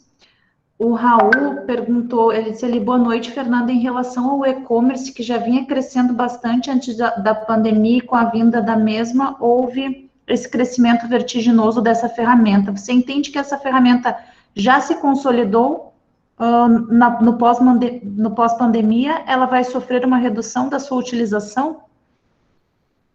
Eu não sei te dizer com certeza, como eu falei, né? Acho que é natural não saber, porque eu acho que tem duas formas com as quais a gente pode olhar isso. Uma são pessoas que antes não consumiam no digital, né, no e-commerce, seguirem consumindo dessa maneira, mas tem um outro que é pessoa e que tenham aprendido e tenham gostado de consumir dessa maneira e achado uma certa liberdade em consumir dessa maneira e sigam consumindo assim, mas por outro lado, provavelmente vai ter um outro perfil de consumidor que adoraria ir num shopping, adoraria ir no centro bater perna, não tá podendo fazer, e quando puder fazer, vai voltar a consumir no varejo físico. Então, eu acho que tem provavelmente esses dois comportamentos, mas eu não sei te dizer em grandeza qual deles vai representar mais ou qual vai representar menos. Mas esses dois, com certeza, a gente vai ver. Pessoas que aprenderam e vão guardar esse comportamento e vão seguir fazendo, mas pessoas que provavelmente também vão voltar ao varejo físico, porque ele tem vantagens, né, de experimentar uma roupa, de chega uma coisa e tu olha a cor, não é bem a que tu comprou, né, então ele tem vantagens também, que provavelmente as pessoas às vezes vão retomar, e tem um fator de socialização também do consumo, né, a experiência de ir com a mãe no shopping, por exemplo, né, de levar o filho para comprar roupa e fazer um lanche e andar num brinquedo. Então, tem questões de socialização ali envolvidas no consumo também, que provavelmente vão fazer com que ele tenha um retorno aí depois, né? Eu vou ler, terminar aqui de ler, e depois eu passo a palavra ao Francisco, que levantou a mão, e ao Roberto, tá? O Francisco que está falando ali na Geisa, né? Então, eu vou ler aqui que a Amanda escreveu, muito boa palestra, acho engraçado o quanto o mercado precisa se adaptar a essas mudanças, e por mais que seja necessário, algumas empresas ainda se encontram relutantes, o que provavelmente irá prejudicar a curto prazo. Acho que sim, acho que na verdade elas já foram prejudicadas, né? Porque muitas empresas fecharam, não deram continuidade, porque relutaram, né? Em entrar, em fazer e-commerce, em fazer o frete, a entrega, né? E acho que tem algumas que elas estão tendo que se adaptar, né? Já saiu mais de uma vez na Zero Hora o fato de, por exemplo, o Zafari vai abrir e-commerce, né? Provavelmente eles não fariam isso se não fosse a pandemia, né? Mas é que muita gente com medo de ir no supermercado parou de consumir. Então, às vezes, não precisou nem fechar, mas teve uma perda aí de mercado significativa em algum momento, né? Acho que essa é a última aqui do chat, que é a Tainara perguntando a tua opinião sobre o futuro pós-pandemia. Tu acha que o home office fica e em qual predominância? Eu acho que ele vai ficar, principalmente quando a gente está falando de tecnologia e de mercados de criatividade, como comunicação, por exemplo. Provavelmente eu acho que ele vai ficar, porque ele deu uma virada de chave, que é tu pode acessar profissionais que estão em qualquer lugar do mundo. Então, e aí, o que a gente vê do ponto de vista dos países de primeiro mundo é que eles podem contratar uma pessoa que mora no Brasil por um preço muito menor do que eles contratariam uma pessoa que estivesse na Alemanha mesmo, por exemplo. Mas, por outro lado, tu consegue, de um país de terceiro mundo, contratar uma pessoa que talvez está morando num outro lugar e possa te trazer referências, possam te trazer um jeito de pensar que pode ajudar em alguns projetos. Então, eu acredito que em algumas indústrias ele vai sim começar a ser uma realidade. Mas eu acho que tem uma coisa que é, hoje a gente não tem nunca a opção de se encontrar, né? Então, na agência, pelo menos, a gente trabalha todo mundo de home office, eventualmente a gente se encontraria se fosse um cenário que não fosse pandêmico, faria reuniões, teria algumas confraternizações, né? Veria os clientes, e hoje isso não acontece. Então, provavelmente, acho que a gente deve seguir home office em grande parte do time, mas a gente vai ter esses momentos de troca quando for seguro. Perfeito. Antes de passar para o Francisco, só um pouquinho, Francisco, eu queria fazer uma observação. Eu gostei bastante quando a Fernanda colocou o seu ponto de vista dela, que trabalha em uma agência, da importância de buscar na academia. A gente ouve muito dos alunos o seguinte: eu não vou usar isso para nada, para que eu vou ler? Para que esse artigo? Meu Deus, isso é inútil. E aí vocês estão vendo que mesmo os profissionais que trabalham lá, que têm funções que são executivas, né, vão verificar o que tem escrito sobre o tema. Então, assim, prestem atenção nisso, né? Isso pode ser um diferencial para vocês, como depois profissionais de determinada área, buscar o que se fala sobre o assunto, estudar. Não esqueçam disso. Só uma observação, né? Porque o professor tem que fazer uma observação mandando estudar. Geisa, pode abrir o microfone para o Francisco. Boa noite a todos. A minha questão é sobre o home office, justamente essa parte. Muita gente sabe, muitos dos colegas sabem que eu estou trabalhando direto, eu sou da área da saúde, nós estamos trabalhando diretamente com o público, diferentemente do que estava acontecendo há um tempo atrás, que a gente até lidava com o público, mas não dessa maneira. Nesse gancho, o brasileiro é um povo muito criativo, né? Eu estou trabalhando direto nos drive-thrus aqui, e o que acontece? Tenho notado algumas coisas. Parte de defesa civil, parte de fiscalização, parte de sinalização, guarda de trânsito, está todo mundo empenhado em atividades diretamente com o público que não existiam. E até, inclusive, pessoal assim que tem aqui aplicativos, o que eles estão fazendo nos drives? Eles estão pegando pessoas que não têm carro ou não querem ir de carro, juntam, cobram para 3 ou 4 num carro e levam para o drive. Chegam mais cedo, aquela coisa toda, mas está garantida a vacina. Então isso é uma tendência a ser estudada também. Ao contrário do home office, na minha opinião, está surgindo uma outra categoria que eu não sei o nome, não sei se vai existir um nome, não sei se alguém já pensou isso, mas que está forte, assim, muito forte, porque drive, tu pegava drive onde? No McDonald's, não sei lá onde, em algum lugar assim, e hoje é uma tendência que está em alta e vai, acredito eu, vai ser usado para muitas coisas, e vai ser muito usado daqui para frente, né? Então, a minha colocação é nesse sentido. Eu concordo contigo, Roberto, Francisco, né? Eu concordo contigo, Francisco, que a questão dos drives deve aumentar, porque, de fato, né, antes ele era muito restrito à alimentação, a McDonald's mesmo. A Panvel já tem um sistema de drive faz uns 2 anos, assim, mas tu ainda precisaria descer do carro, né? E eu acho que tem essa sacada que é como é que tu faz a pessoa não descer do carro, porque aí tu torna o processo todo mais rápido e mais confortável, né? Porque às vezes para tu estacionar, para tu achar uma vaga, vai mais tempo e vai mais contato humano. Então eu acho que quantos mais setores se derem conta dessa oportunidade, melhor vai ser, né? Tem vários estudos que mostram que quando o teu cliente ele compra de mais de um jeito, ele tende a ser um cliente mais rentável. Então, por exemplo, se em vez de comprar na Panvel só na farmácia, eu comprar na farmácia, comprar no telefone, comprar no aplicativo, eu rendo mais para Panvel. Então, existe uma correlação já na academia comprovada. Acho que essa questão dos drives é super pertinente, porque tu tá dando mais um canal de venda, né, de fornecimento de serviço para o teu consumidor, que a longo prazo, inclusive, pode tornar o teu cliente ainda mais rentável. Então, eu acho que é super um caminho, eu acho que é uma tendência mesmo, assim, de novos setores, concordo contigo, começarem a descobrir, né, esse jeito de consumir. Isso aí, perfeito. Não sei se tem mais alguém. Francisco, tu ainda está com a mão levantada. O Roberto, eu acho que tinha levantado a mão, não sei se ele está aqui. Sim. Aí, pode falar, Roberto. Cumprimentar a Fernanda pela brilhante palestra, o dinamismo dela, né, e várias abordagens que ela fez dentro desse aspecto mercadológico, e chama a atenção, e até corroborando aí com a Stephanie, a questão da valorização dos dados, né, das pesquisas e da estatística, né, bem utilizada, como você bem exemplificou, avaliando as tendências, comportamento. Quer dizer, a pandemia veio e modificou drasticamente a nossa forma de viver e de consumir, né? E isso tu conseguiu filtrar através desses dados, e aí eu queria ver contigo como é que você faz um bloqueio, né, quanto à informação e à contra-informação.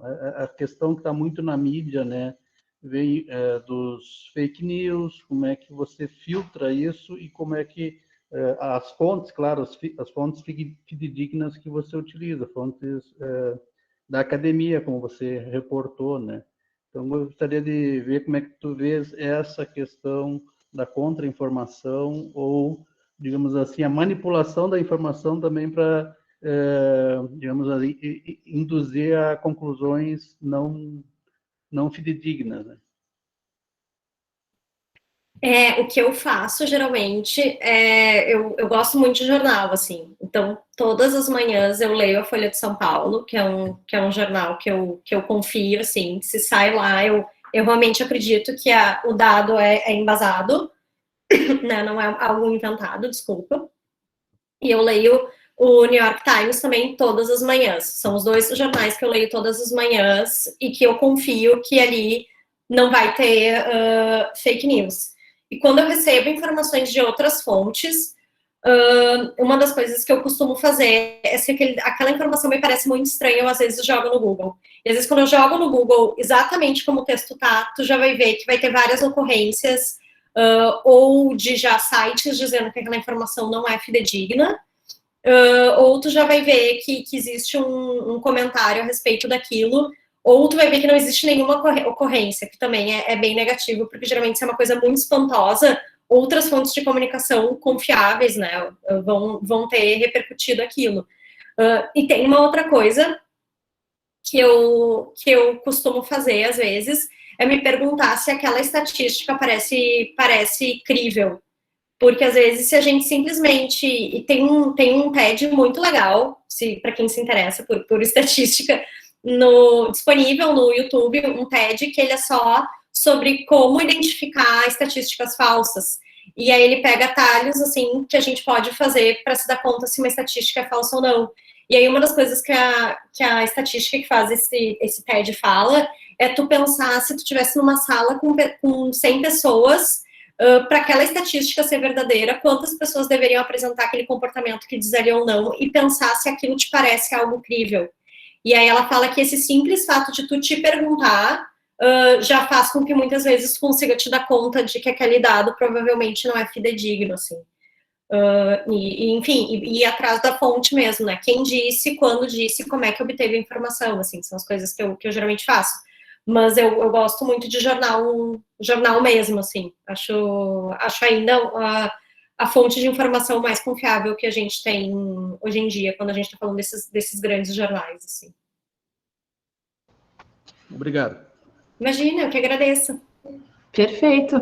Mais alguém que gostaria de falar? Quer levantar a mão ou abrir o áudio? Não? Raul foi o palestrante da semana passada, Raul. Que bom que você está aí, pode falar. Tudo bom, Stephanie? Tudo Vim bem. te ver. Tudo bom, Fernanda? Fernanda, parabéns pela tua palestra, excelente. Obrigada, Raul. Eu acho interessante quando a gente fica, não tinha pensado nisso, e a gente fica depois, sai pensando, tá? Dois assuntos, assim, um comentáriozinho e depois uma pergunta, tá? Na palestra semana passada a gente conversou, claro, tudo que é lugar que a gente conversa, a gente fala, será que vai continuar o home office? Essa pergunta é chave, né? É um carimbo. E dentro da área de RH, claro, a gente está todo dia nos grupos, está conversando isso, discutindo sobre isso e tal. E tem um ponto, ao menos é um achar nosso, né? Eu acho que tu colocou muito bem, a gente não tem certeza de nada, tudo é um achar, né? A gente não se tem como falar em tendências, né? Pode até ter certa perspectiva, mas tendências a gente não pode falar. E no assunto do home office tem um comentário que, assim, ao mesmo tempo que o ser humano é racional, ele é também um ser social, né? Então, tem todo um lado, assim, por exemplo, de redução de custos, né? O pessoal fala assim, escolas, faculdades, provavelmente vão continuar bastante no online, porque tu diminui, tu não precisa mais ter prédios enormes e funcionários numa quantidade grande, né? realmente muita coisa você vai diminuir em função de custo. Agora, por outro lado, tu bater aquele papinho, fazer aquela fofoquinha,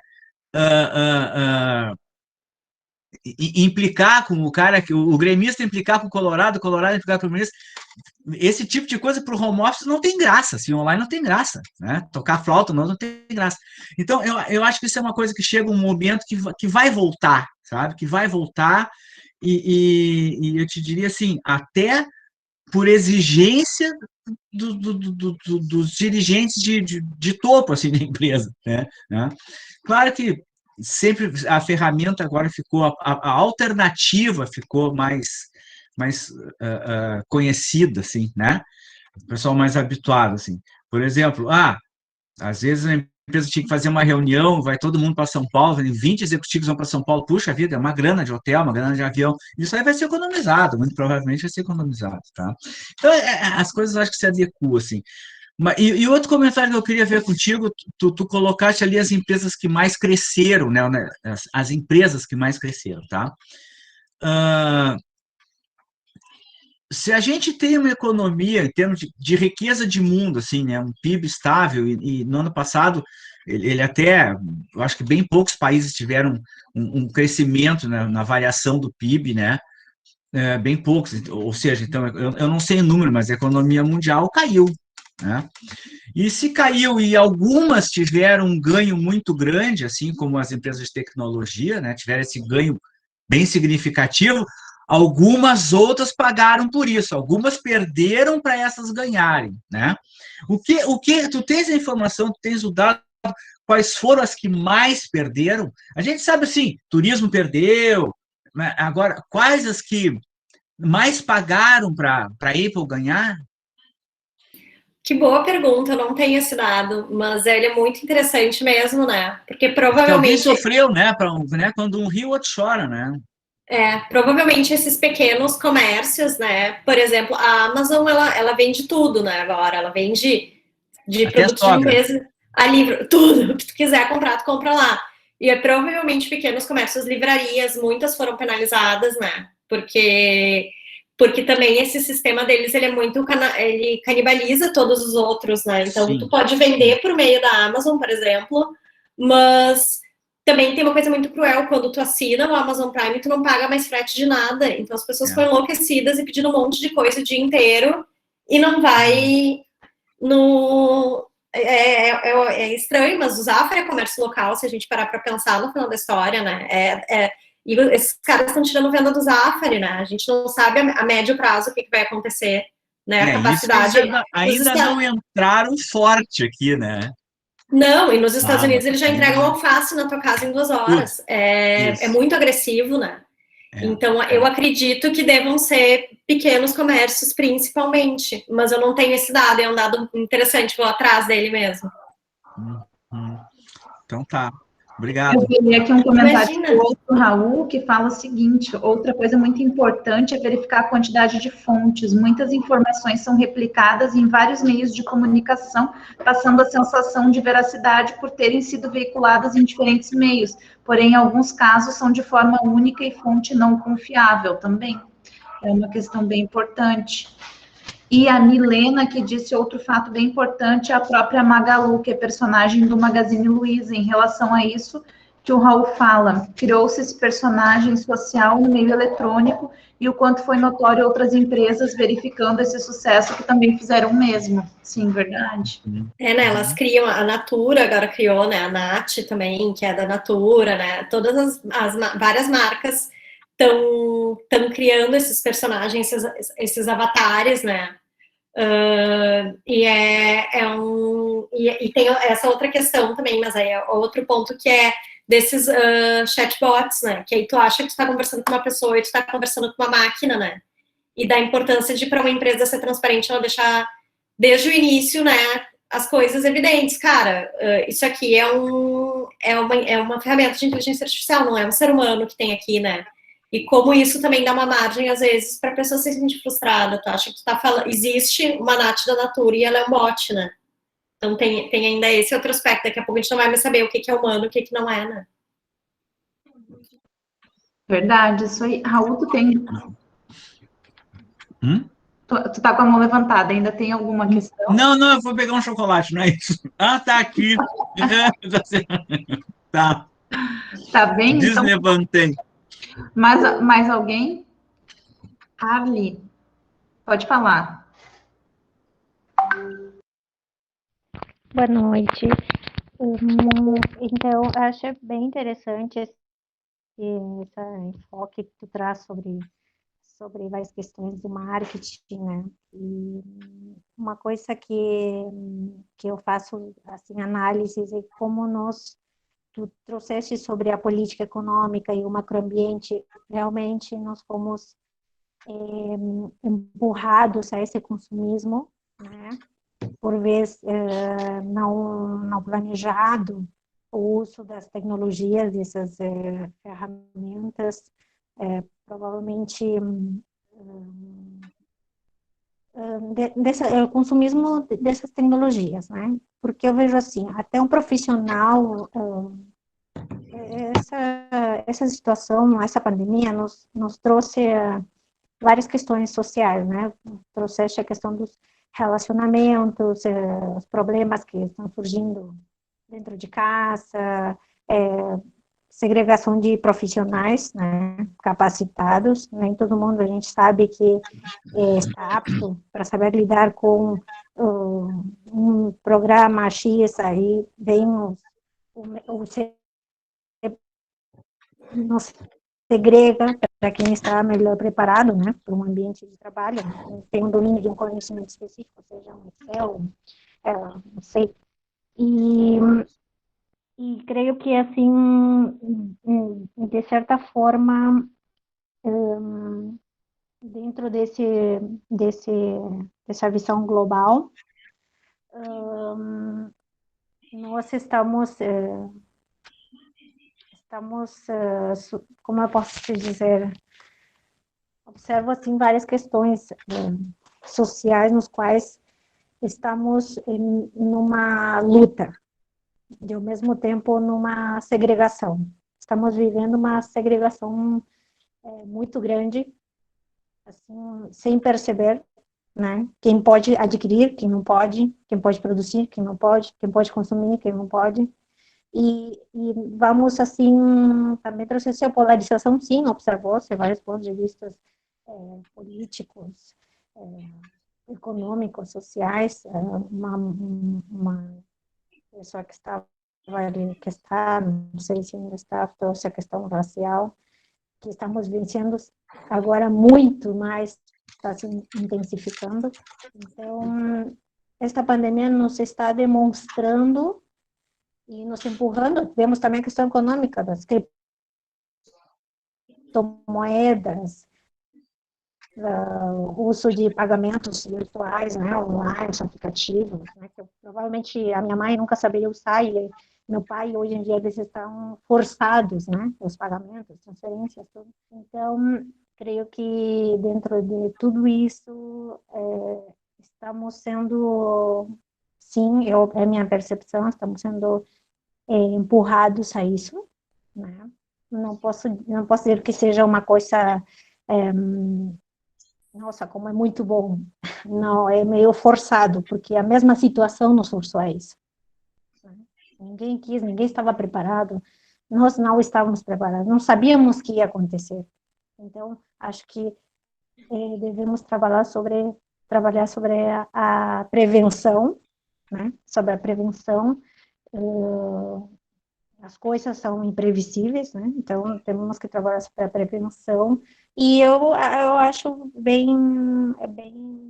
interessante esses enfoques que tu trouxe sobre o porte, sobre as questões econômicas, sobre o marketing. Eu quero te parabenizar, eu achei muito bom, estou aqui anotando.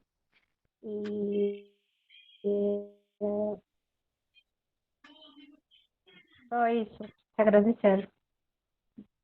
Obrigada. Obrigada, Ali.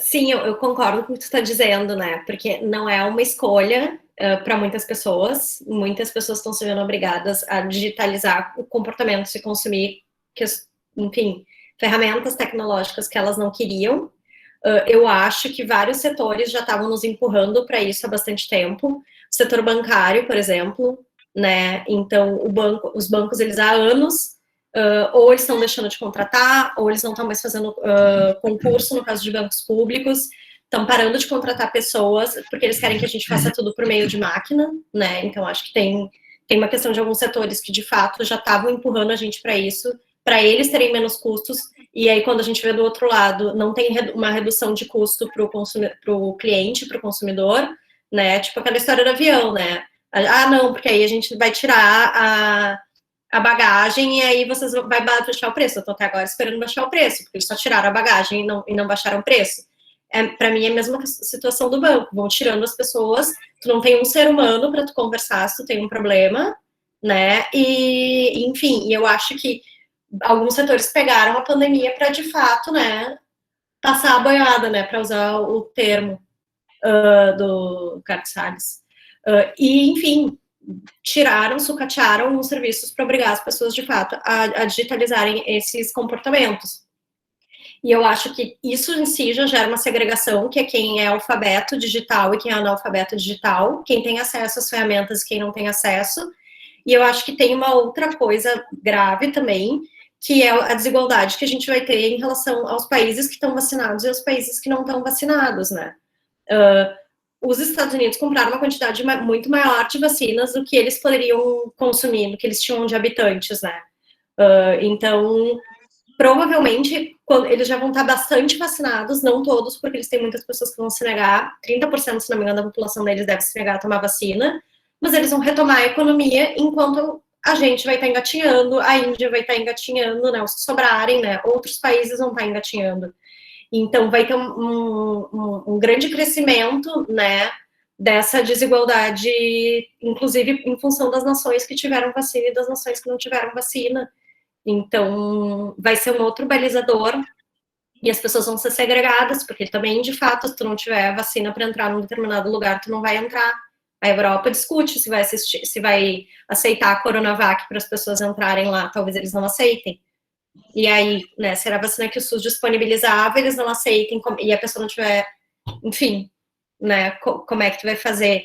Então, eu acho que eu concordo contigo, assim, é uma lógica de segregação que ela já vinha, ela foi acelerada, e que eu acho que ela vai se agravar, principalmente em função dessa questão da vacina, assim. Perfeito, Fernanda. Mais alguém? Não? Então tá, pessoal. Raul? Não. Não? Só abre o áudio. Então tá, pessoal. Muito obrigada, Fernanda, novamente. Isso, a Miriam escreveu aqui alguma coisa? Deixa eu ler antes. Como é o dia a dia atendendo? Essa é uma pergunta, Miriam? Como é o dia a dia atendendo o pessoal do SUS? Enfim, bastante coisa eu não posso falar por uma questão de sigilo, né, da profissão da psicologia. O que eu acho que é possível falar é uma realidade que é bem diferente da que se tem contato todos os dias quando tu trabalha numa agência. É uma realidade bastante diferente. Eu gosto muito de atender.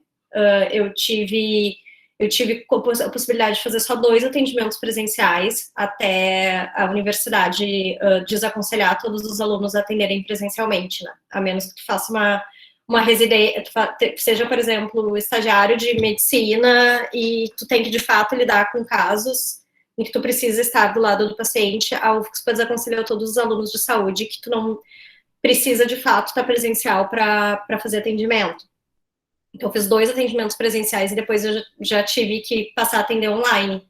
E eu acho que nos atendimentos fica bastante evidente isso que a gente estava falando antes, assim, da diferença, da desigualdade, da diferença de acessos que um tem e outros têm.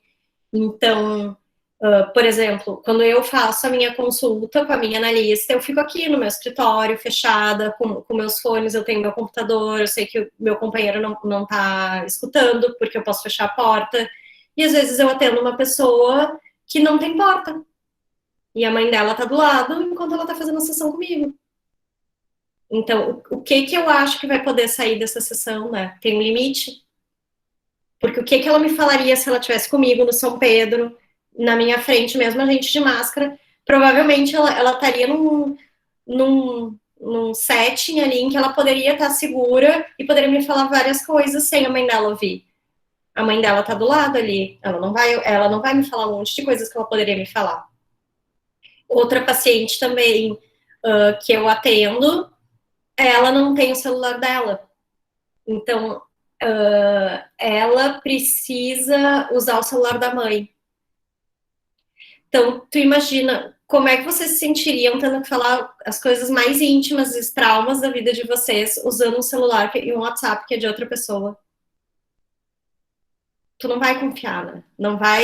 Tu não vai falar tudo que tu tem para falar. Às vezes tu vai pensar, vou falar tal coisa, mas vai vir, né? Vai vir ali uma repressão e tu não vai falar aquilo, porque como é que tu vai confiar naquilo, né? Naquela ferramenta, né? E fora o fato de que nem sempre o celular, o som é bom, então às vezes no meio tu perde o que a pessoa falou, e aí é muito chato, né? Tu tem que, infelizmente, pedir pra pessoa desculpa, eu preciso que tu repita o que tu disse, porque eu não escutei, porque a essência do trabalho psicoterápico é a palavra. Se eu perder o que ela disse, eu posso perder uma coisa muito importante, né? Então é desgastante para as pessoas também, assim, né? Ficar falando o tempo todo, segurando o celular, sem saber se ela está sendo ouvida ou não, falar às vezes sabendo que ela está sendo ouvida por um terceiro, né? Que não é o profissional que está atendendo. Então, eu acho que é um desafio, assim. Mas acima de qualquer coisa, é uma escola para mim, assim. Eu aprendo muito, assim, e é uma aula de Brasil, assim. Ver o que as pessoas estão passando, ver o que as crianças, porque eu atendo criança e adolescente, ver o que as crianças estão sentindo da escola, e não é qualquer coisa, assim, que as crianças estão passando por não estar na escola, né, mas é importante, assim, a minha posição particular ainda é importante elas estarem em casa, porque elas estão vivas, né, que a gente está tendo alguns dados aí que estão mostrando que perigosamente a pandemia está começando a matar a criança, né? E aí é devastador. Mas é acompanhar esse sofrimento. O sofrimento da criança que estava acostumada a estar todos os dias no colégio, cheio de amigos, tinha merenda, e agora essa criança fica o dia inteiro em casa, né? Estranho seria se ela estivesse bem. Estranho seria se as crianças estivessem bem com isso, né? Então, às vezes a criança não está bem, é um maior sinal de sanidade que ela pode te dar. Ela tá sabendo que aquilo não é o jeito que era para as coisas serem, né? Então é um desafio, assim. Perfeito, muito obrigada, Fernanda. Mais alguém? Não? Então tá. Eu vou agradecer a todos vocês que ficaram aqui até o final. Muito obrigada pelos inúmeros elogios aí nos grupos também, pipocou um monte de gente agradecendo, muito obrigada, gente, muito obrigada, Fernanda, foi maravilhoso, eu gostei muito mesmo da participação. Obrigada. E da fala da Fernanda, muito obrigada, pessoal, eu vou finalizar a gravação e me despedir, então, agradecendo em nome da UERGS, em nome, enfim, dos nossos alunos e de todos os participantes aqui, muito obrigada, né, pelos ensinamentos de hoje, que foram maravilhosos. Muito obrigada, pessoal. Boa noite para todos vocês, então.